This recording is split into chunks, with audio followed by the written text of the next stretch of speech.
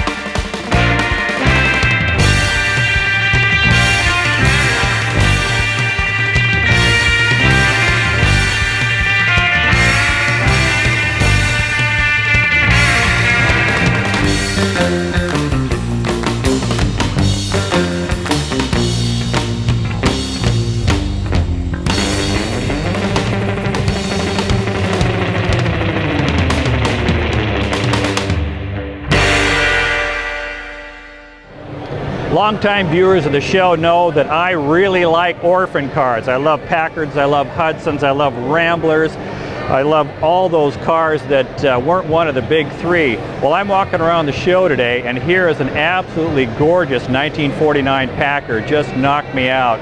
Bob Brune, this is a fantastic car. Thank you very much. How did this come about? How did you choose this particular car? Well, I've made a lot of cars that are normal 32s, the 44s and stuff, and I wanted something different, so I saw an ad in the Santa Barbara papers for a 1949 fastback Packard. And that's all it said, $2,500. So I thought, I love fastbacks, so I got a book of all the cars made, and I got looking through the book, and I found the 49 Packard, and I just loved it, so I went down and bought it and put it in a barn for a year while I was finishing the 40 Mirage they built, and I dreamed up what you see now. The inspiration for this, it's very radical, but it's very much still a 49 Packard. How did you come up with that combination? Well, it really hasn't been changed that much. People don't realize, but this was the way the Packard was built. I took the front bumpers off and molded and shaped the front underneath the bumper. I Frenched in the headlights. I did the same in the back, and then changed the drip rail on the side of the car. Virtually, that's all that's been done to this car. That hasn't been chopped or channel or section. Any that big modification. Oh, looks great. The running gear on it, the most distinctive thing, of course, is the rat on the motor. How did that come about, and what is the motor in this? That's a 502 Ramjet. I always have to have a name for a car because I think people remember cars by names. So I was dreaming one night, and I said, you know, I got a Packard. It's got a rat engine in it. A pack rat, that's soon. So I went and looked at the manifold, and it looked like it had legs on this thing. So I built a head and lit the eyeballs up and called it the pack rat. What kind of response have you got from people who, you know, it's not that unique these days to have an orphan car that's customized, but it's still really in a minority. So are you getting much reaction about, hey, great courage to do a Packard, or why didn't you do a 50 Merc, or what kind of reactions are you getting? I think people like to see something different, and I want something different. I don't want to see the same car coming at me when I'm driving down the road, and I've been there and done that. So the response I've had is just unbelievable. They don't know what a 49 Packard looks like, so they think it's very highly modified, which it isn't, and it's unique, and so I love it. Well, we love it too, and I noticed you were getting a lot of votes in the People's Choice, so good luck in that. Okay. Bob, thank you very much for taking the time to talk to us. Thank you very much.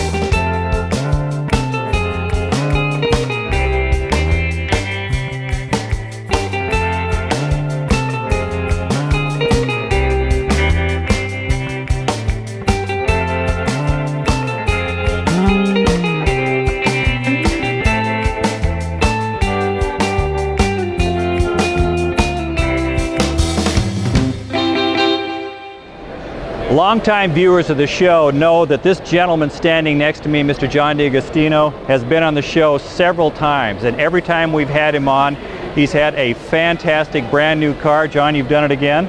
Thank you very much. It's great to be here. Thank you. Tell us a little bit about the car. Well, first off, when I was doing a Portland show last year with one of my other show cars, I ended up buying a couple of these cars from Portland area, actually Milwaukee. I bought a 68 Cad Eldorado, a low mile one, and I bought this 67.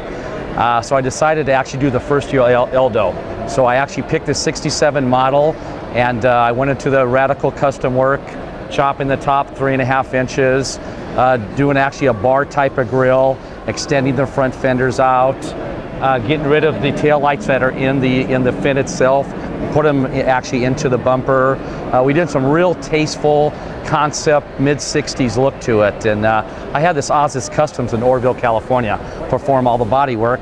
Then I brought in the master Gene Winfield, and Gene, when it comes to blended paint job, nobody beats him, and he did this in all the old shades of pastel gold pearl with snow white white pearl, all blended and shaded, regular signature Gene Winfield paint, and all House of Color brand all the way through. I think it turned out great. It's fantastic. And one thing is kind of common with this car, as to all the cars that I've seen leased for the last several years, is your taste in cars tends to be kind of classy. Your Cadillac and Lincolns and just, you know, some of the real kind of comfortable luxury cars. Is that just a personal choice, or do you think they lend themselves better to your type of styling? Well, lately, since actually 1990, I came out with my first luxury car, which was a 56 Lincoln. I did so well with the car in the show circuit and with the spectators that I just been on a roll of building these high-end luxury cars. And to date, I've probably built 12 or 13 cars such as Packards, Lincolns, Imperials, and Cadillacs. I mean, to me, I'm on a luxury car roll, and I'm gonna keep going for a number of years. Well, you have a car here that is also a luxury car, a little bit older than this one, and an absolutely gorgeous car. So if you just look into the camera, let's count down from 3. Okay. 3, 2, 1. How about that? Just the magic of television. Hey, John, I'm going to say something that I haven't said to anybody in shows because it's a very dangerous thing to say. In this whole show, there are 2 cars that I think are absolutely, they're going to just put the custom world up on their toes, on their heads. People are just going to be talking about it for years. Of those 2 cars, this is one of them. This thing is fantastic. Thank you, thank you. We've had some great reviews with it. The car's only been actually finished for 2 weeks. Debuted it in San Francisco, stole the show there. We're back here at the Grand National, and I've got some excellent reviews on the car. Very excited to have it here. This is such a fantastic blend of custom and classic and tasteful custom. I think having the picture of Clark Gable here is perfect. This is the kind of car he would be seen in. So how did this come about? Well, basically I wanted to build, I built a Packard a couple years ago, a 56 Packard that done very well in the shows, went on tour all over the world. I wanted to build another Packard, but an early vintage. So I picked a 41 because they built the Hollywood Darren back from 39 to 42. They built 19 Hollywood Darrens. Dutch Darren, he was a designer from Paris, France, moved to Hollywood, Sunset Boulevard, opened up a shop, and he built these Hollywood Darrens for nothing but Hollywood people, like Clark Gable, Earl Flynn, Philip Morris of the Morris Tobacco Company, Al Jolson. They were a high-end car, a very high-end prestigious car. I wanted to replicate one, but just go a little bit beyond and give it a little bit of my touch. And that's why I built this car in tribute to the film star Clark Gable. Well, what a success. The running gear on it, what's on it? Actually, the running gear was so nice with this car. The car was actually bought in Vallejo, California. It was so pristine, I kept the stock running gear. It's a flathead, it's not a flathead, it's a straight 8 cylinder. That's cool. Yeah. So, what kind of reaction? I mean, just in the time we've been standing here doing this interview, you've been stopped by a major magazine, and I know that you probably have all kinds of shoots lined up. What's it like? I'm sticking myself out on a limb again, but I really think this car is just going to conquer the world. What's it like being kind of at the front end of that and looking at what's probably out there ahead of you? It's a great feeling. Not only are we doing hot rod and custom car shows, we're going to be doing a lot of concours shows, like concours on Rodeo in Beverly Hills in June. We're going to go to Pebble Beach with the car. We're going to actually show this car to the purists, the people that can appreciate this type of look. This is strictly Hollywood. This is Beverly Hills Hollywood stuff, and I just wanted to do something that is really capture them. Well, John, you have done a fantastic job. Congratulations, and I'm very thrilled and proud to be able to have this on the Vintage Vehicle. Thank you very much. I'm very pleased to be here and be with you. Right, Thank you very much. Thank you.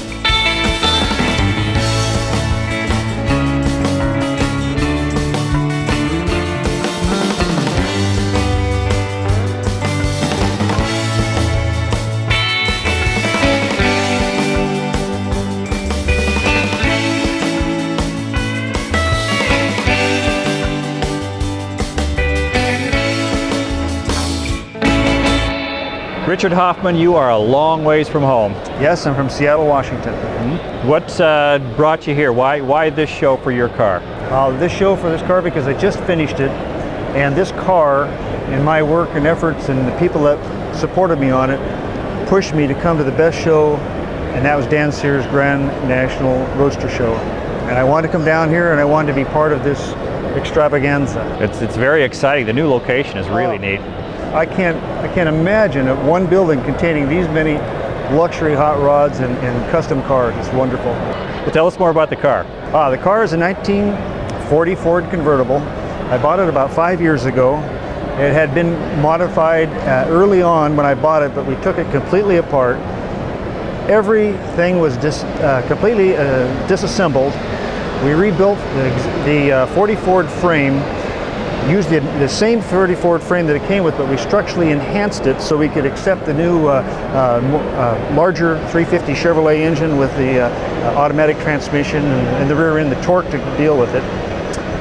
The car body, I kept it pretty much essentially stock, not necessarily totally resto because the door handles are gone, but with the new 430 horsepower fuel injected Chevrolet engine, the 700R Ford overdrive transmission, and the 9-inch Ford rear end, the car runs really smooth and efficient. Very reliable combination. Very reliable combination. And with the BMW bucket seats that we retrofitted to fit the car, it's actually luxurious to drive. The leather components and accentuations inside just give the car a real nice warm feeling. Really nice feeling. Do you, here in Pomona, do you get any sense or any feel for the kind of the combining of you know, there's probably a car from every state here, but mostly a lot of California, a lot of Washington here. I mean, do you see influences out of California or any changes, or do you see the Washington cars kind of cutting edge in any way? You know, I don't really notice it so much because with the news media like yourself displaying the high-end technology that hot rods have come out with, I find that everybody's kind of adopting them quickly. If somebody comes out with a new fuel injection for a blower, all of a sudden it's not just in California. You've got people from Oregon. Oregon's a big hot rod area. Washington, big hot rod area. And they pick up on that technology really quick. That's great.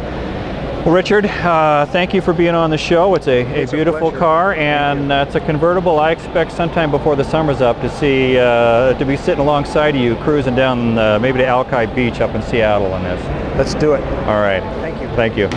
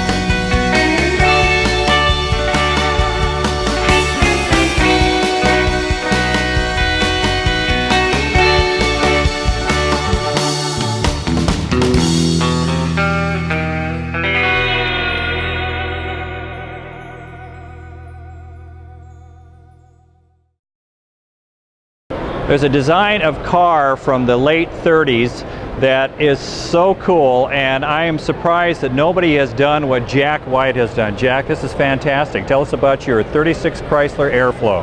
Well, thank you, Lance. I'm ecstatic about the way the car has turned out. It's a 1936 Chrysler Airflow two-door sedan. Chrysler actually called it a coupe, but it really is a sedan. It has a back seat. And I'm really proud of the fact that I had a tremendous crew. My wife worked with us on the car, my wife Sue. The group at Extreme Customs up in Spokane and Tim's Hot Rods. It was an amazing group of people to put the car together. How come this wasn't done? I mean, maybe I'm just not aware of it, but how come a major car on the major circuit like this car, how come this hasn't been done before? Why did it take so long? Well, I think first of all, you have to realize there's only 5 36 Chrysler Airflow two-doors remaining in the United States today. And we found one that, as you know, was a perfect restored car, and it was very difficult for me to take it apart. But after 3 months of looking at it in my garage, we finally started on it. So the process of designing this, you know, for the morning you were having a cup of coffee and thought, hey, that's a cool idea, till the day that it was finished, which I think was very recent. How long did that all take? Well, the entire process is less than 2 years, which is really very fast for a car like this. I've built cars before where it takes years to build it. So this car kind of happened along the way at the Barrett-Jackson Auto Auction. We saw a concept car called the Kronos, and of course you've seen the Crossfire. We were inspired by those cars and what Chrysler's doing and the excitement. And so we thought, wouldn't it be neat to do it to a car like this? And I've always wanted an Airflow. So it was a natural. What kind of reaction are you getting from the crowds today? I'm very pleased with the reaction, Lance. It's just been great because people have, as you said, never seen a car like this, and to see one that's radical, I'm really happy with the reaction. I know you've got to hang out for a while because you have some, when the show's done, you have some magazines that are going to be taking pictures of this. Yes, we do. I'm very pleased about that. I'm glad for, again, the people who built the car, that helped me get the car here today. They've been wonderful partners. There's 2 cars here that are absolutely just, to my, you know, they get my, they're split for people's choice. This is one of them. This is just such an incredible car. Wow, thank you. The running gear on this? Well, it's a Viper V10 motor with an automatic transmission, a 518 automatic out of a Mopar. And we wanted an automatic for a simple reason, because we use push buttons. We wanted that look back to the 60s or 50s, that retro look, because the car has some things going on besides the transmission and the Viper motor. The motor's been completely detailed, taken apart twice, painted, polished, everything. But it's basically a stock Viper motor. So we're excited, we're fun, we can't wait to drive it. Yeah, this is, and I know you do drive, he drives his cars. True story. Yeah. Well, this car is going to be on the cover of everything. It's going to be within everything. It's going to be posters. This is going to be one of the 2004 and maybe 2005 are your years, Jack. Well, thank you very much. All right. Well, appreciate it, Lance. Thank you very much for being on the show. Thanks. If you were to visit my garage at home, one of the things you would see would be cartoons, automotive cartoons. I love them, and I love Kenny Youngblood's work here. This is fantastic stuff you do.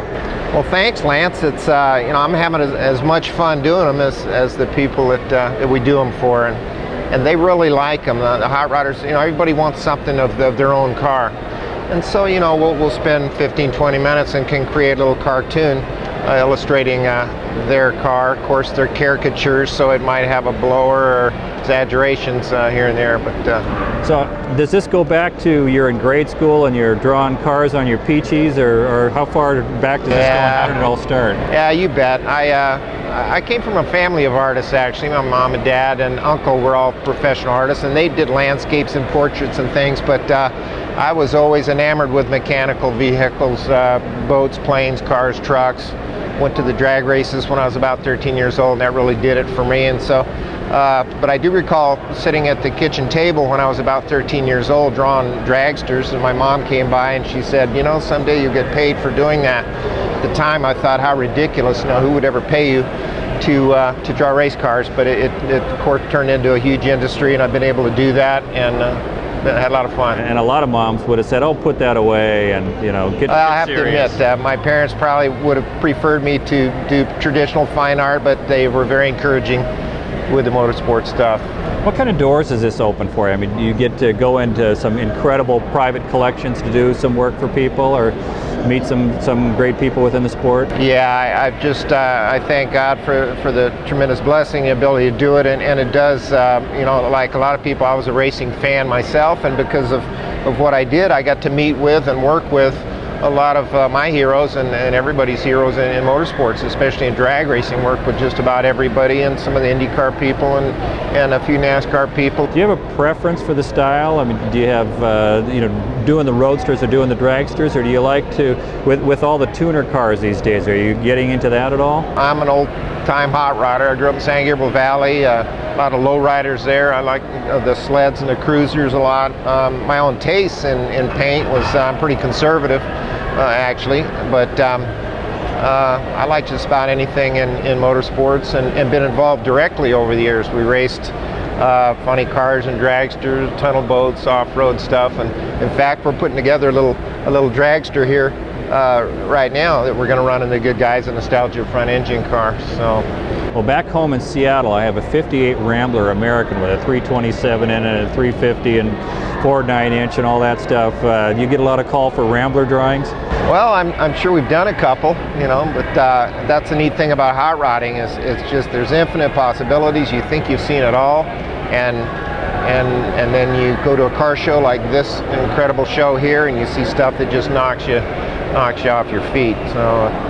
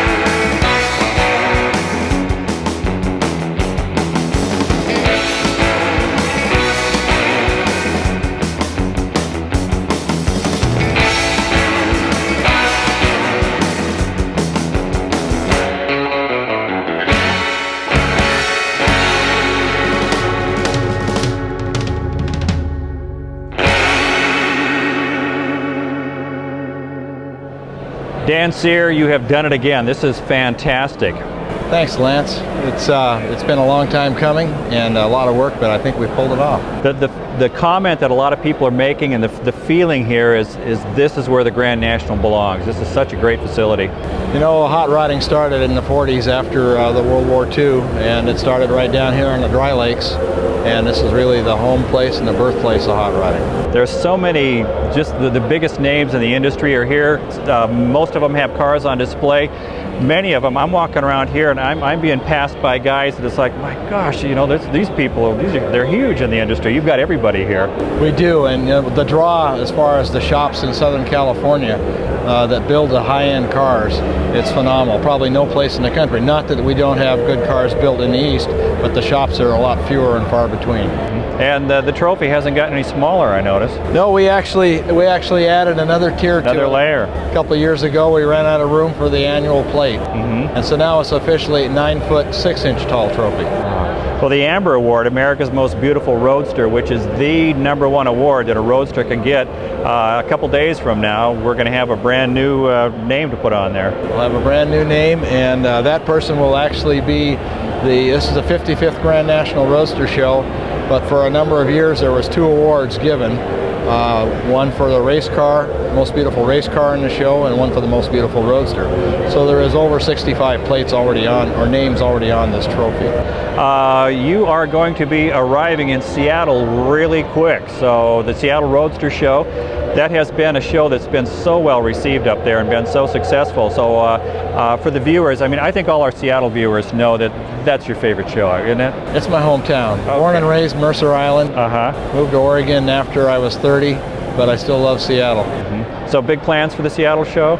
Big plans. The Monster Garage Tour, which I'm sure that you've seen while you've been here, that's going to be a real hit. That show is so popular now. And we have some other celebrities. Gene Winfield and Barris will be there. It'll be just a great show. Well, the next time I see you is going to be at the Seattle show. So Dan, thank you very much for having us down here in Pomona. It's a fantastic facility, and we'll see you soon. A favorite car of mine for the last few years is the Not Bad, this beautiful 1950 Buick. Well, Scott Pruitt is standing here. He is the owner of this car. Nice car. Great car. In fact, the first time I saw it, probably like you, I fell in love with it. And we were in Arizona, and I had to have it. So about 3 years ago, I bought it, and been working together with Firestone and doing a number of these hot rod vintage shows ever since. And do you actually drive the car, or is it? Well, that's the whole reason I bought it initially. Was I have a 55 Pro Street at home, but it's pretty radical. It's got 600 horse blown big, a 900 horse blown big block in it.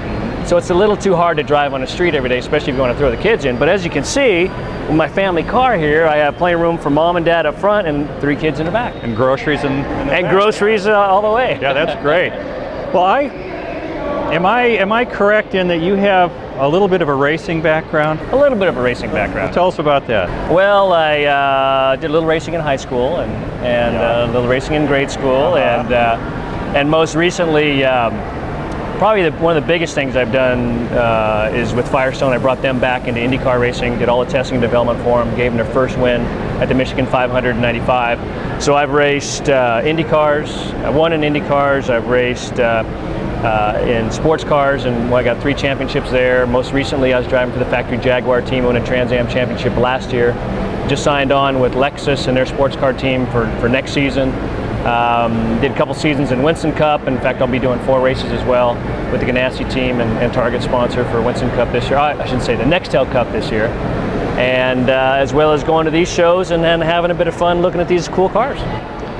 I mean, that's an impressive career, and I don't want to belittle it in any way, but in the 9th grade, I had a Lambretta, and I won the Jason Lee Rally in Tacoma. I wasn't even legal age, but I as a result of that, I'm a pretty good driver. Well, let's see. All right. Well, let's go find out right now. All right, we got a little racing machine over here. All right, okay, all right, after you. All right, is that you right there? That is, no, I'm going to, unfortunately can't race side by side. Okay, all right. Time to go. Hey, wait up, you guys. Go. All right, okay. There you go. You know, those guys aren't very polite. They didn't wait. You know, they don't. Bunch of It's cheaters. amazing. I guess I better speed up and catch up to them. Okay, whoops, corner. Yeah. And another right, and a quick left. Okay, a little thump. On the brakes a little bit. Little Hard thump. left. Well, only chickens use the brakes. All right. You know, Whoa. I tell you what. I think, see all those people? Hello! I'm going to let you take over here. Okay. So that's part of the secret, is like actually starting with the rest of the cars rather than letting them all leave. I'm man enough to admit that I think you did just a little bit better than I did. It was close. But It I was didn't, neck and neck. have my driving shoes on. So that was the that problem. makes a difference.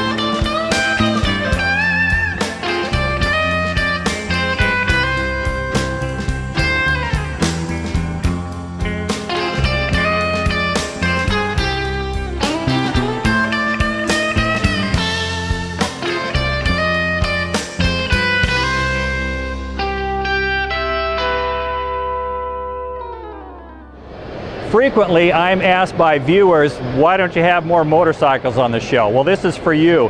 This is fantastic. There are probably, I don't know, 20, 25 motorcycles here at the show. I'm walking along. This one's amazing. The paint job, of course, but the rest of the bike. Rick Fairless, fantastic bike.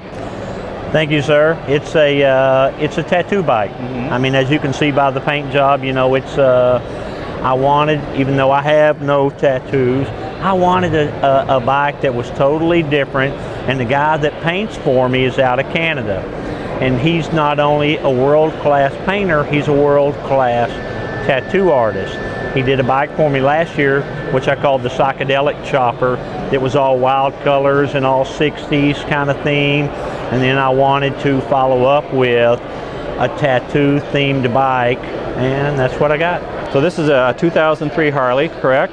No, there's no Harley parts on it. I'm sorry. 2003 Custom. Custom, okay. You know, I own Strokers Dallas, Okay. in Dallas, Texas, and this is a total custom bike that we built out in Dallas. Okay, tell us a little bit about Strokers.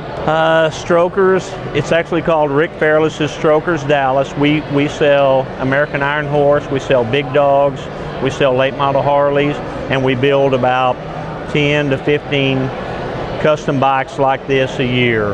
And that's my passion, is the custom bike end of it. You know, I like to create something that nobody else has. I mean, you can take a Harley and customize it out, and that's cool.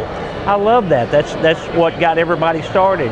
But I like to do stuff that is, you know, outside of the box, you know, stuff that nobody else has done before.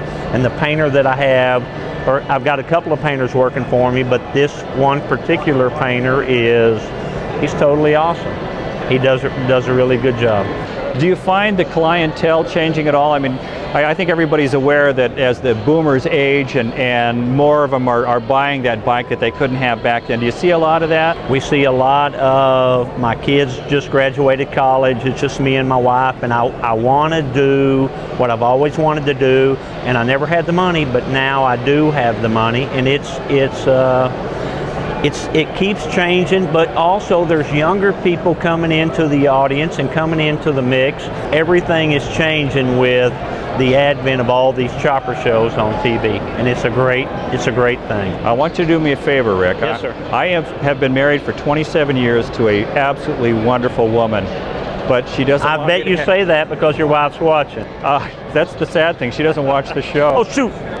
But she doesn't want me to have a motorcycle. Do you think your wife could call my wife and maybe you and I could do some business? But yeah, you know why? Because it's not, I mean, you know, people think, well, motorcycles are dangerous. Does this look dangerous? It's just sitting here. What's dangerous is the way you drive and the way that other people drive around you. And motorcycles to me are a tremendous release. You know, when you're having a bad day, or your kids piss you off, or there's something going on, you can get on your bike, and it's just a good way to clear your head.